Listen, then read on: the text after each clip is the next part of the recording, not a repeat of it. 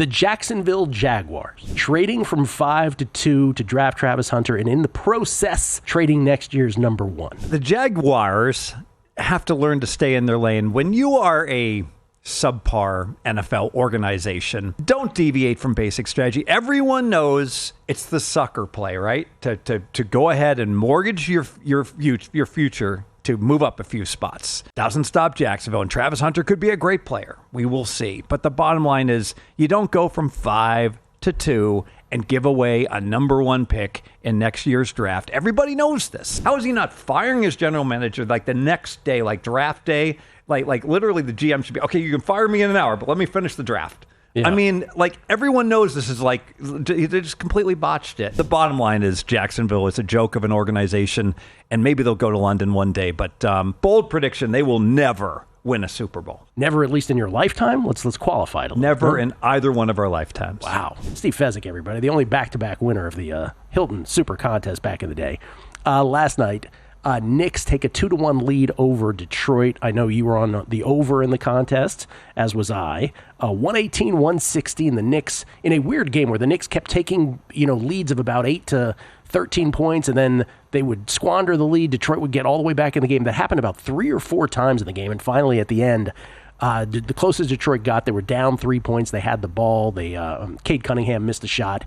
And New York ends up holding on and winning it 118-116. Detroit did have the ball with a half a second left, but Jalen Duren threw it out of bounds. A little meaningless free throw with half a second left to bring the Knicks from 1 up to 2. I'm sure that didn't matter much. That's right. That made the spread happen in favor of the Knicks. Plinko. So many of these games are Plinko. Knicks were favored by 1.5. Then OKC comes from 29 down. They do so because, largely in part because John Morant got hurt 2 consecutive nights in the NBA. Jimmy Butler gets upended for the Warriors, and Ja gets upended for the Grizzlies last night, who again made the strange decision of wearing their Vancouver Grizzlies 30-year anniversary jerseys in the playoffs. Why do you do that in the playoffs? Do it in the regular season. Worked for the first half. It did, but then Ja got hurt when they were up 27. They got up 29 right after that, and then the Oklahoma City Thunder stormed back.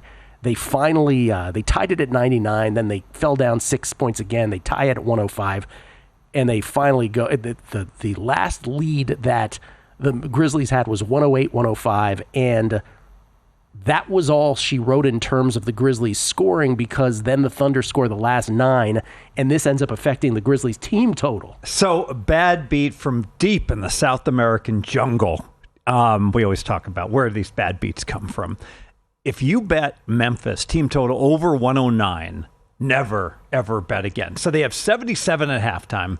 They're at 108 with 4:51 to play. So at that point, conservatively, you're 99% plus. And I would be texting Todd Wishnev, great call, Todd, on the Memphis over. And then he would be like stalking me the rest of my life when they go scoreless in the final 4:51. Yeah, and of course, then the other game last night, Clippers crush the Nuggets. They win by 34, take a 2-1 series lead in that best-of-7 first-round series. Tonight, Celtics try to extend their lead over the Magic to 3-0. They're in Orlando tonight. Pacers tried to do the same at Milwaukee. They're in Milwaukee tonight for Game 3. And the Lakers and the T-Wolves, that one knotted up at 1 game apiece. We're in Minnesota. You have a play on that game, yes? Yeah, I do. Nothing. This is more of the art than the science. I think this series is going to swing back and forth, probably go 7, and I think Minnesota gets this game. So I'm on Minnesota -3, but I am a documented 0-2 in the VSiN NBA contest picks. Much happiness all around, I'm sure, with my poor performance on the late game last night, where I did have Oklahoma City and the over 0-2. Yeah, if the internet was working for me here, I could tell you what the updated VSiN Challenge standings are. Let me see if I can call them up here on the old telephone instead. Here we go. Here are the standings. Right now, Steve Fezzik, you know that guy, still in first place, 11-5.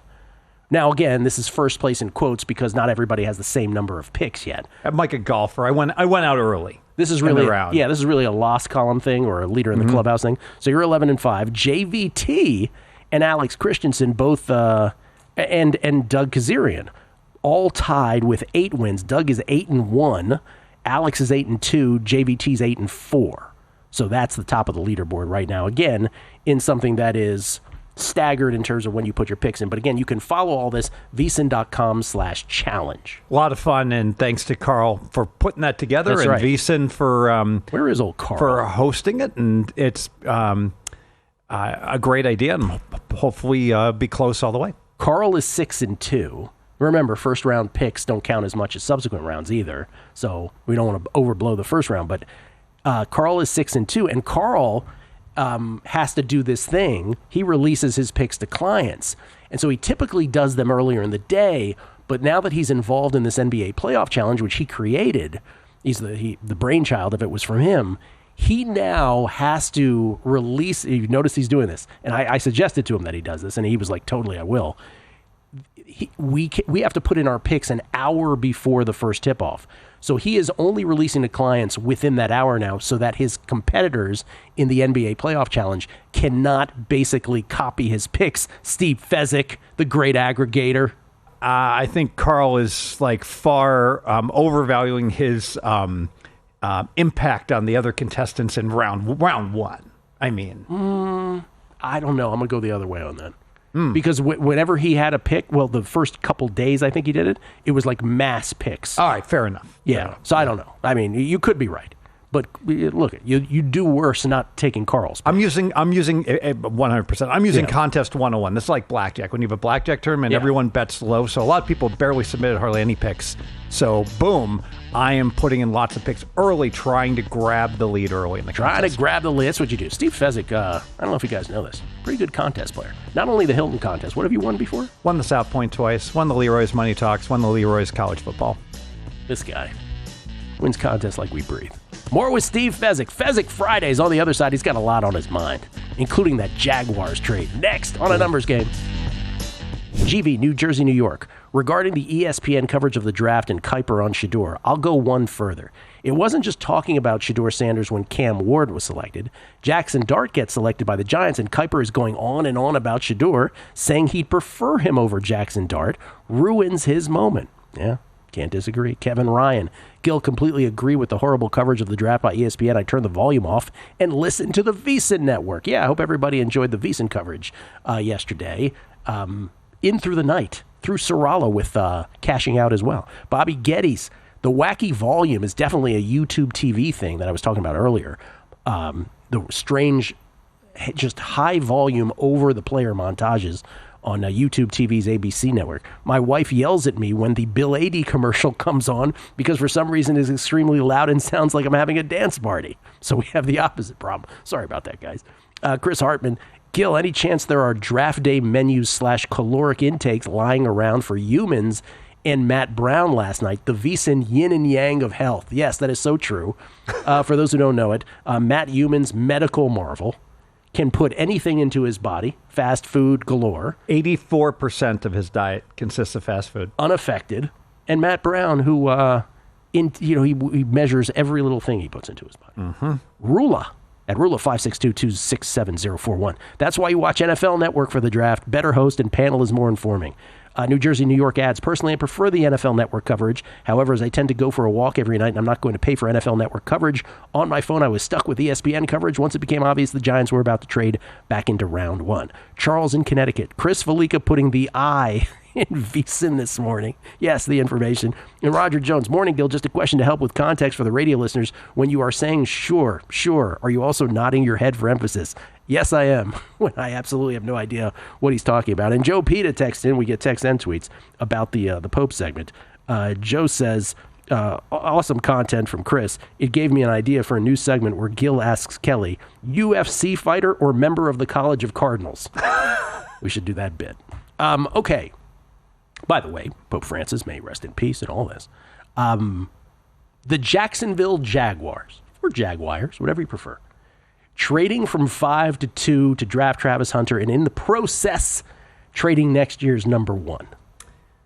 So the Jaguars have to learn to stay in their lane. When you are a subpar NFL organization. Or mediocre. Let's call them mediocre. No, I'm going to call them. Okay, whatever you want. It's really kind of the same. I was just trying to be kind.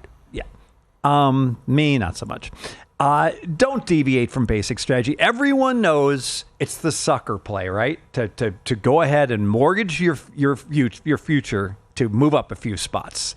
And doesn't stop Jacksonville. And Travis Hunter could be a great player. We will see. But the bottom line is you don't go from 5 to 2 and give away a number 1 pick in next year's draft. Everybody knows this.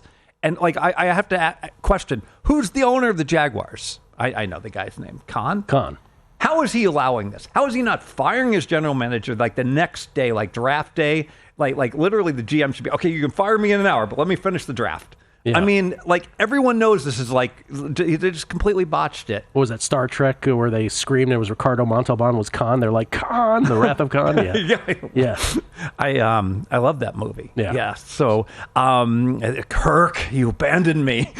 Sorry to distract you. You were saying. Yeah. But so the bottom line is Jacksonville is a joke of an organization, and maybe they'll go to London one day. But bold prediction, they will never win a Super Bowl.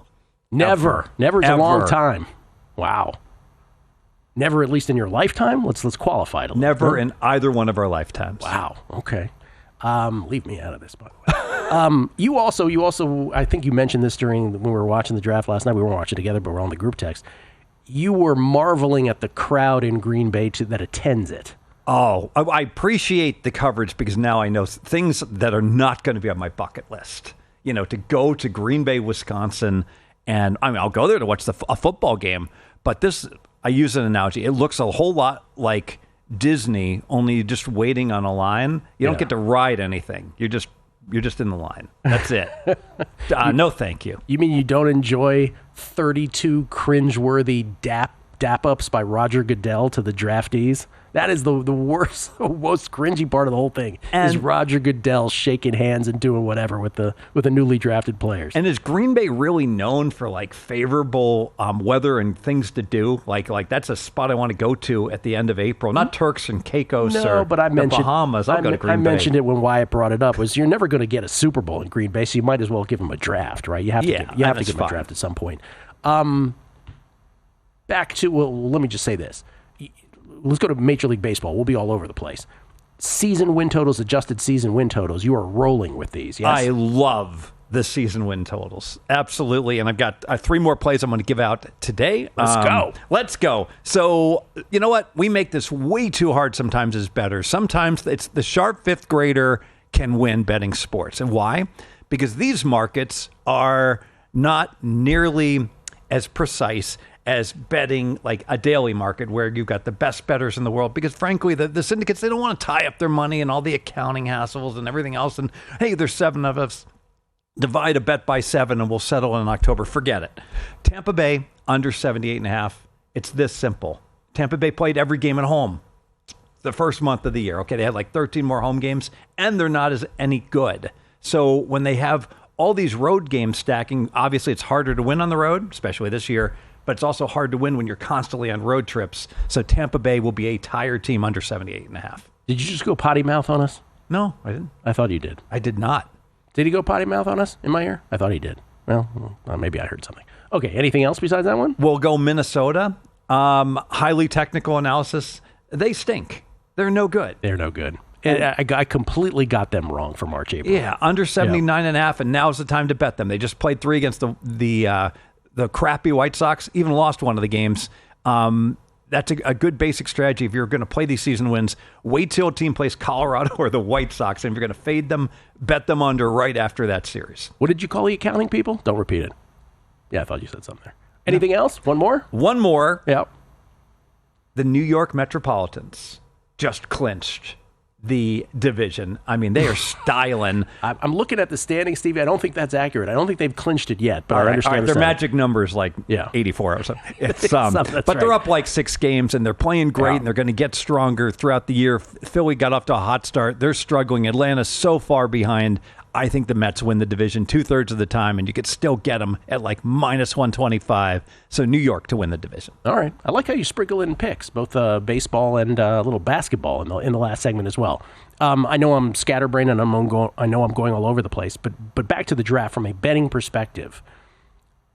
We're betting on the draft. We're betting on GMs and front offices picking players where they're supposed to pick players, where we think they're going to pick players, and that's its own little cottage industry that we do. But as far as the draft itself, affecting broader betting markets.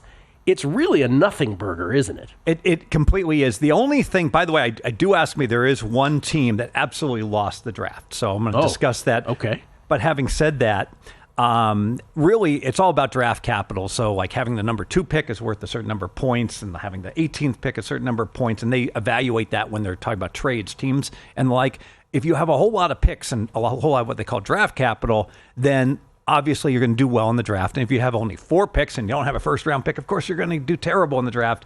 But no one knows how any one individual player obviously is going to play out. We know nothing. Right. We know nothing. We know nothing. All right. Well, without further ado, tell us the team that lost the draft. Can I guess? You'll never get it because it's not an NFL team.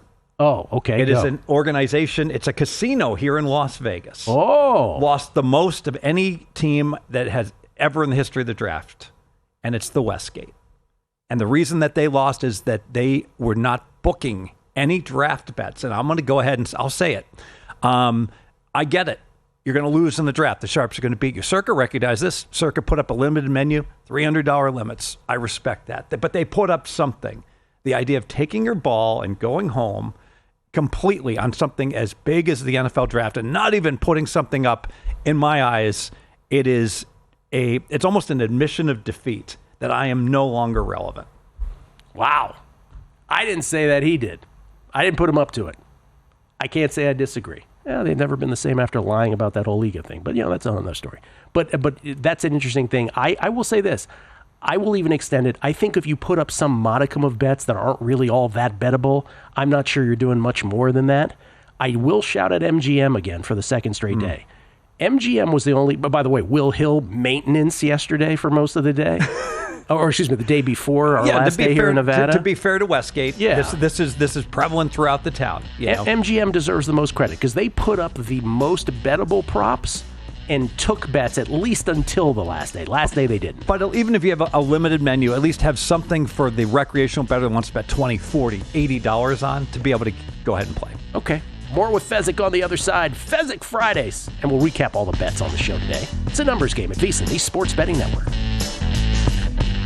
We get tweets at Beating the Book. Stringfellow Hawk. Falika's papal breakdown wasn't nearly as cringe as I expected. Glad he got that in. I'm still not betting it though. Hashtag Dante's Inferno. I think that's a great sentiment. I'm not betting it either. I don't want terrible things to happen to me. Yes, and anyone who's complaining, it's just fake outrage. I broke down the process of how the conclave elects a pope. I hope we learned something today. I hope we did. Bruce Dobing, and I watch NFL Channel. NFL Network, he means, because when it descends into minutia, Rich Eisen rescues the mood. Yes, he is great at that. Worst part is the slavish Goodell worship, which he pays them for. Well, they're in bed together, the NFL Network, as part of the NFL. It's time for our G-Bank Best Bets of the Day, courtesy of G-Bank, the official bank of VSiN. I have the 2 plays in the 1 game today, the White Sox Athletics in Sacktown, Bay Area and back down. Going over 9 for the full game. F5, first 5, I'm going over 5. We have 2 fly ball pitchers in Luis Severino today. And what is it? Tyler, no, his name is escaping me. Tyler Gibson, is it? No, Tyler Gibson, somebody else. Anyway, we have 2 fly ball pitchers today in this ball game in Sacramento. And again, over the last couple days, it has been, by the way, it's, oh no, we have a pitching change now, do we? Uh-oh. Oh, no, I'm seeing a pitching change. This could torpedo everything. Sean Burke. I got to do a little fly ball analysis on him. So this is the thing, right, when they switch a pitcher on you like this. So anyway, that's the play. I've already made my bets, but it was under the assumption we were going to get the previous starter in here. But we do get Sean Burke. By the way, Sean Burke is a fly ball pitcher, so we're okay. He does have fly ball characteristics in his profile. So we're good. Over 9, full game, over 5, first 5. Burke versus Severino in Sacramento. Have you seen the shots of the stadium? Again, it's only 14,000 people. They have like a fake Machu Picchu thing outside of the ballpark there in Sacramento. And then they got like a toy-looking bridge. It's fascinating to watch. I like that because Machu Picchu is at such a high elevation or altitude, the ball travels further. There you go. Well done. That's why you're here, Steve. Paul Carr with his soccer plays. 2 in the Premier League tomorrow. Chelsea, Everton, under 2.5 goals. And then Newcastle, win to 0 versus Ipswich Town. Then on Sunday in the FA Cup semi, which I know you're all about, Nottingham Forest, Man City, under 2.5 goals. Also another total play there from Paul. Who was next on the show? This was from Jason Weingarten. Jason Weingarten stopped in. He's got a couple baseball plays today. He's on the Braves and the Reds. The Braves and the Reds are his 2 plays in Major League Baseball today. Chris Valika, man, was this kid thorough today. 3-leg parlay in soccer. Newcastle minus the goal and a half versus Ipswich. Liverpool to beat Tottenham. And then Bayern Munich to beat Mainz. How do you pronounce that? Mainz? Do you pronounce that? Plus 132 on that is what that parlay would pay. Roughly thereabouts. He also had a season-long in baseball. The Orioles, on the Orioles Baseball Network, the Birds, the O's, to miss the playoffs at minus 140. And then the NFL Draft, second round tonight. He's got Travion Henderson to go 33rd. That's the first pick in the second round at 6-1. Cleveland on the clock right now. And then he's got Luther Burden III to go 34th, which is the second pick tonight at plus 430. We shall see where Shador goes. We shall see where Jalen Milroe goes as well, among others. Stevie Fezzik, in case you missed it, he's got a couple more baseball adjusted season win totals. Twins under 79.5 wins. Rays under 78.5 wins. And the Mets to win the NL East. Steve said they clinched it already. That is incorrect. It is still April. Mets to win the NL East at minus 125. He loves calling things in advance because people hate when bets are jinxed, but Stevie thinks it's funny. And then the T-Wolves tonight, Game 3 against the Lakers. T-Wolves minus 3 in game number 3. Is that going to be a contest pick for you? Are you going to call your contest shot on that? I'm not going to disclose. You can get my picks 1 hour prior to the games starting. Not going to disclose.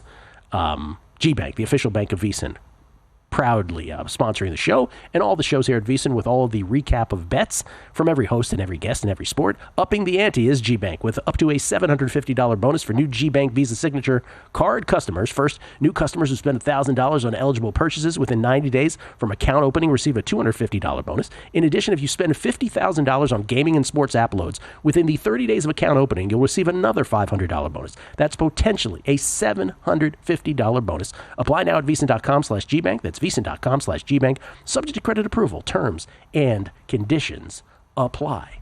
Vegas Golden Knights. We live in Las Vegas, so we are surrounded at all times by passionate Vegas Golden Knights fans.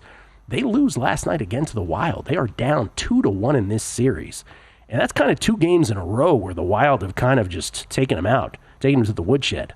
I'm just curious. You're not a hockey bettor necessarily. But I was talking before the show, we were talking about this. The Golden Knights fan base, they've been around for, 6 seasons now? They got to the Stanley Cup Finals in their inaugural season. They won the Stanley Cup 2 seasons ago. And they've had varying playoff success in between. One year they didn't make it. But anyway, you don't go to the Stanley Cup Finals your first year of existence. You don't win one in your first 5 seasons. And so this is one of these series as a Washington Capitals fan, right? As a lifelong Caps fan.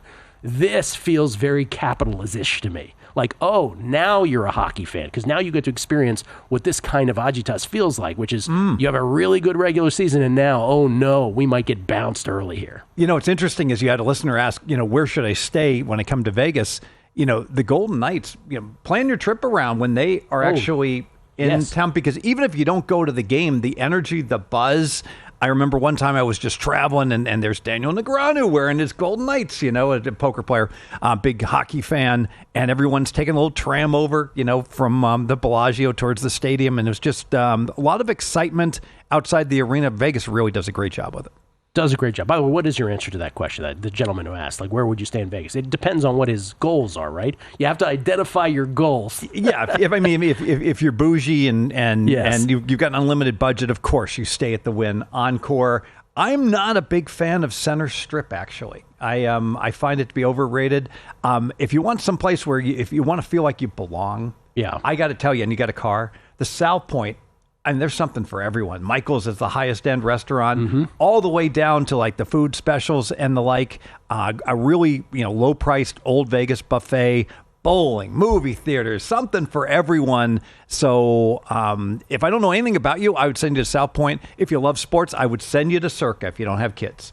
Are you impressed with Kelly Bydlon being on vacation in Turks and Caicos, catching fish and doing that kind of thing? No.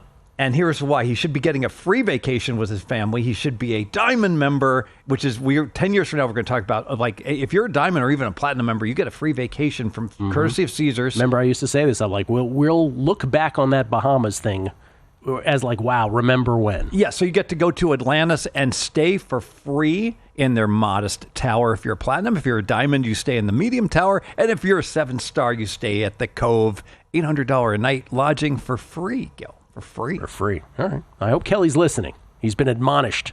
All right, last 2 minutes here. Give us an idea here, because we always talk about different subjects that are in your mind, but give us an idea for those who are catching you for the first time. Give us an idea of your day. You leave here. When does the betting begin for you?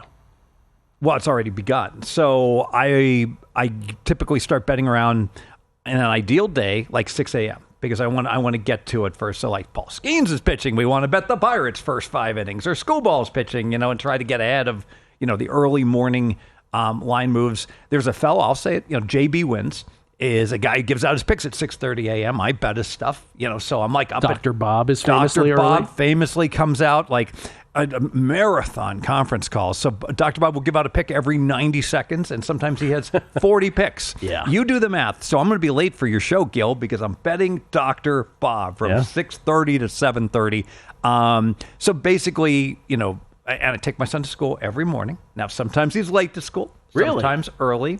Yeah, I'll vary. Usually, I'm very rarely. You allow that kind of stuff from him? I also do this. Sometimes I go early with them, and we'll go and I'll drop him off like a half hour early, and we'll bring a basketball, and we'll just do like, there's a park right next to his choral academy, so we'll do fast break drills. Oh, there you go. And he's like, they teach these kids, he's 14, they teach him the Euro step and all this stuff. They teach the Euro step Oh, now? they do all this stuff. And I'm like, Wow. fundamentals, one dribble maximum. You and I, we're just going to do a fast break back and forth until I pass out, And and it's amazing how he doesn't like to do that. It's like there's no fundamentals anymore. But when the games are going on tonight, you basically are alone in a room. And then when I'll work out, whatever, and I'll come back, and then I'm in my office. And famously, we have a thread with the Bear and with Todd Wishnev and Will Hill and yourself, and we're texting each other back and forth about politics. Thanks, Todd. That's helpful. No, we're texting about who we're betting, and Will Hill has all these prop bets that we're playing, and the Bear comes in, you come in.